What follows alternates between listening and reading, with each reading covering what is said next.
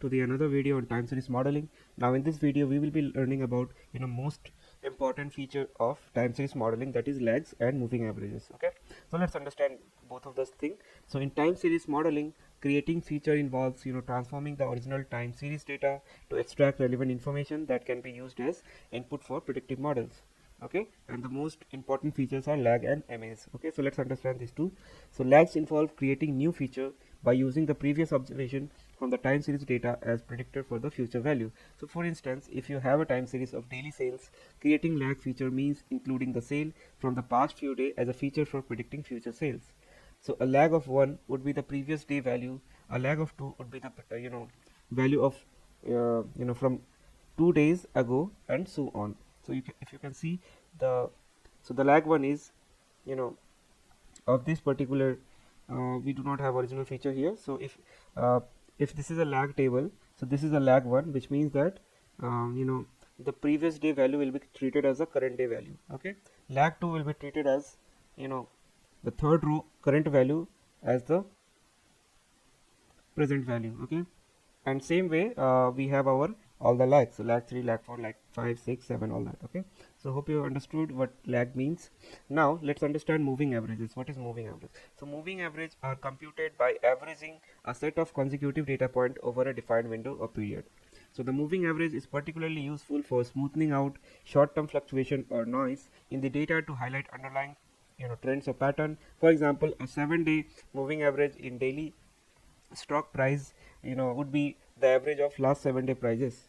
Okay, so for example, this is a 7 row, whatever the average, so suppose this is the values. Okay, these all are values, and whatever the average will be, it will be treated as moving average of these row. Okay, past 7 moving average, 7-day moving average, or you can even say rolling 7. Okay, so this is how moving averages are defined. Next we have is exponential smoothing. Okay, so it is also known as EMA. So exponential smoothing is a technique that assigns exponentially decreasing weight to past observation.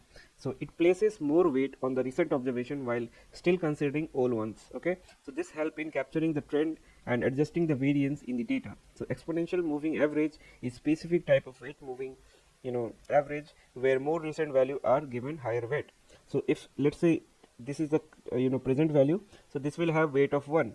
Okay, this will have weight of 0.9, and then 0.8, and then 0.7, like that. Okay, so recent values will have more weights to capture the recency, because your model should able to understand what is recency, what is older. Okay, so with giving higher weight to the recent rows, you are telling your model that I'm prioritizing these trend as the recency, not these one. Well, we will be keeping all these older values as well. Okay, then we have, so basically then we have a seasonal feature. So creating seasonal feature that captures seasonal pattern involve including variable representing specific period or cycle within the data. So for instance, if the data display weekly seasonality, binary variables are denoting each day of the week can be used as a feature.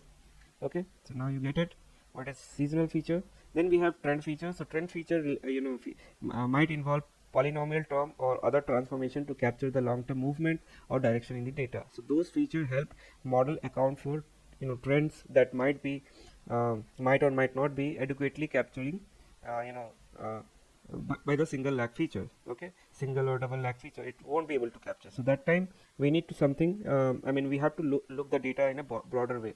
At that time you can even take 12-month lag. Okay, 24-month lag, so that way you will be able to capture bigger picture. So these features are engineered from the original time series data to provide additional information that can improve the predictive power of the model. And lag capture temporal dependencies, moving average smooth out the noises, and other feature help in accounting seasonality, trend, and pattern within the data. So lags are especially previous value of the time series used as the predictor, while moving average represent average of consecutive value over a specified window. So both are crucial in understanding and predicting future value in time series analysis. Okay, so that's all in our lags and MA. Let's see more examples. Okay, so let me clear out these. Yep. Okay, so Time series forecasting involve creating various features from the historical data to help capture patterns, relationship, and information that can aid predictive model. So here are some of the different type of feature that is commonly used in time series forecasting, along with what is the reason. Okay, so purpose basically. So for lag feature, what is the purpose? So utilizing past value of the time series as a predictor for future value.